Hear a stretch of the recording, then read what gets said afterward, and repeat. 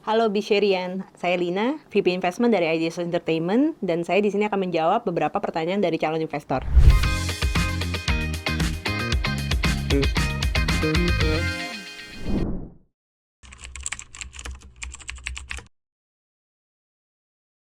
Jadi Ideas Entertainment itu kita memiliki fokus di industri hiburan. Mungkin dalam hari ini spesifiknya adalah industri perfilman. Jadi kita itu pengen mempromosikan yang kita sebut dengan synergistic business model di value chain entertainment, karena memang Ideas Entertainment tuh ada beberapa subsidiary yang bergerak di bidang entertainment juga di bawahnya. Nah, jadi di sini kita coba berusaha, tentu saja bersama dengan para stakeholder film lainnya untuk bisa membangun perfilman Indonesia dan meningkatkan reputasi film Indonesia di kancah internasional.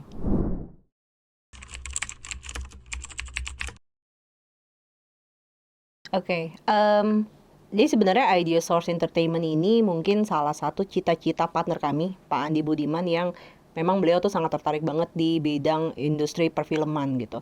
Nah, jadi awalnya gimana sih caranya supaya kita bisa belajar ini, oh industri perfilman tuh cara kerjanya seperti apa sih?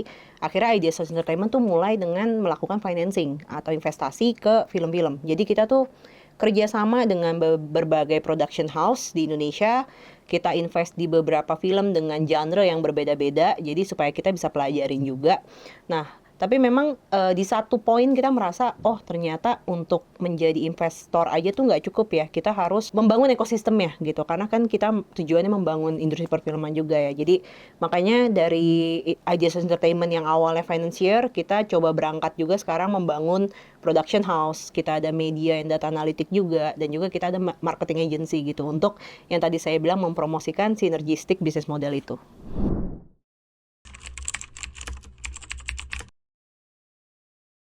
Jadi kita itu sudah membiayai kurang lebih mungkin 18 film ya, 18 film lokal, dan yang bisa dikategorikan sukses tuh ada 3, yaitu ada awalnya Keluarga Cemara, ada Gundala, dan juga si Kodrat satu ini. Karena ketiganya itu udah mencetak di atas 1,7 juta penonton.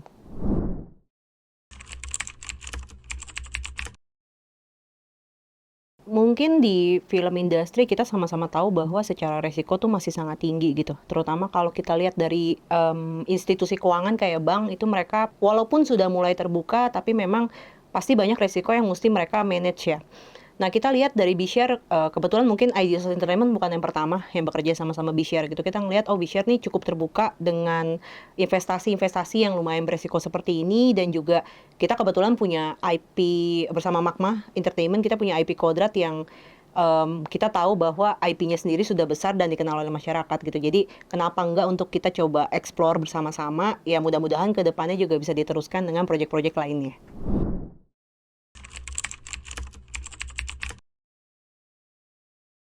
Karena horor itu salah satu genre yang mungkin sangat disukai dan populer di Indonesia gitu. Dan ya semua insan perfilman mungkin paham akan hal itu. Jadi kita rasa salah satu uh, genre yang resikonya lumayan tidak tinggi itu adalah horor gitu. Dan di sini kan memang aimnya kita adalah sebagaimana mungkin kita harus bisa menjaga komitmen ke investor juga, bahwa secara risiko di manage dan secara IP pun memang bukan IP baru tapi IP yang sudah dikenal gitu. Jadi lebih ke arah untuk ini aja sih, resikonya di manage lebih rendah menggunakan horor yang merupakan genre yang disukai gitu. Yang udah pasti dari sisi jumlah penonton ya bisa kita prediksiin lah gitu, karena IP-nya juga sudah established.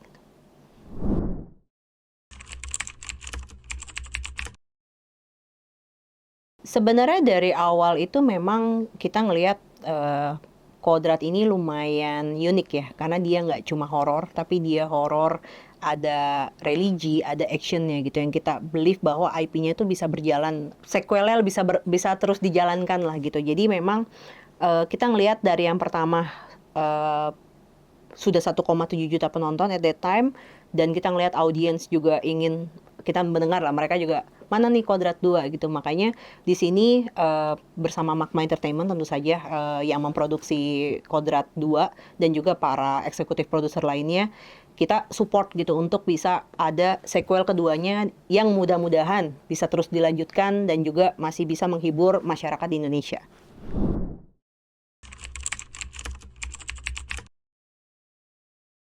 Jalan ceritanya sih ini perpanjangan dari Kodrat satu ya, karena sequelnya. Jadi mungkin simpelnya ini adalah perjalanan si Ustadz Kodrat itu mencari istrinya yang sebenarnya sempat hilang pas anaknya tuh meninggal. Mungkin cerita tentang anaknya sudah ada di Kodrat satu gitu.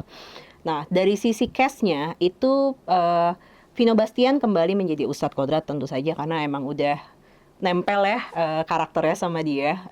Nah, kalau untuk sisanya mungkin tunggu update-nya dari kami lagi.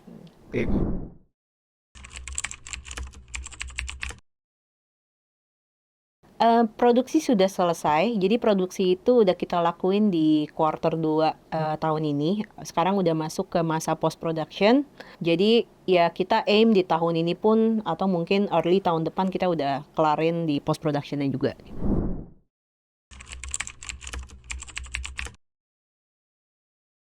Ini masih target kita sebenarnya. Jadi kita itu menargetkan film ini bisa tayang di Maret atau April 2025 tahun depan. Jadi mohon doanya supaya bisa sesuai dengan rencana. Kita akan lihat juga gitu kondisinya. Kita kan mau mencari jadwal yang favorable ya untuk si Kodrat 2 ini gitu supaya bisa dinikmatin. Jadi ya kita masih aim di Maret April itu, tapi ya kita akan nanti keep updating gitu kalau memang ada perubahan.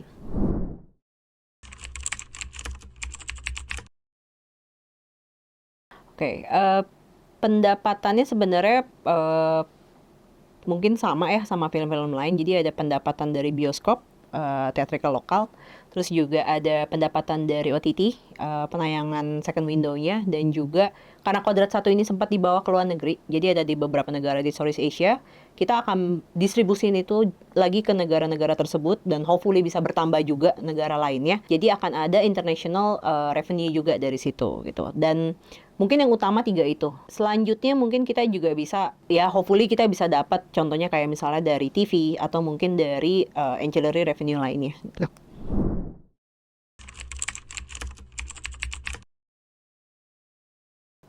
Oke, kalau distribusi keuntungan, jadi biasanya kan revenue yang udah kita dapetin itu setelah ada net distribution fee dan juga producer cut itu akan kita bagikan, definitely prinsipalnya akan kita kembalikan terlebih dahulu. Setelah recoup biasanya dari profit kita akan ada sedikit bagi hasil 20-80, di mana kita akan ambil 20% dan 80-nya akan dialokasikan kembali ke investor B share.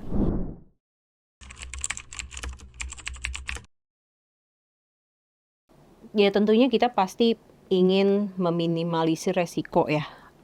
Dan kita believe bahwa Kodrat ini kan IP-nya cukup besar, cukup dikenal, jadi secara resiko sebenarnya masih bisa di-manage gitu. Jadi kemungkinan besar resiko yang mungkin muncul itu mungkin lebih ke arah kayak jadwal tayang yang mundur gitu. Karena kan again, kita mencari terlepas target kita Maret April itu, tapi kan kita tetap mencari jadwal yang memang istilahnya tidak ada lawannya ya. Jadi nggak ketemu blockbuster terutama dari luar negeri gitu supaya memang kita bisa maximize juga gitu profitnya di sana gitu. Jadi kalau ditanya resiko apa sih, ya kemungkinan lebih ke arah mundurnya jadwal tayangnya.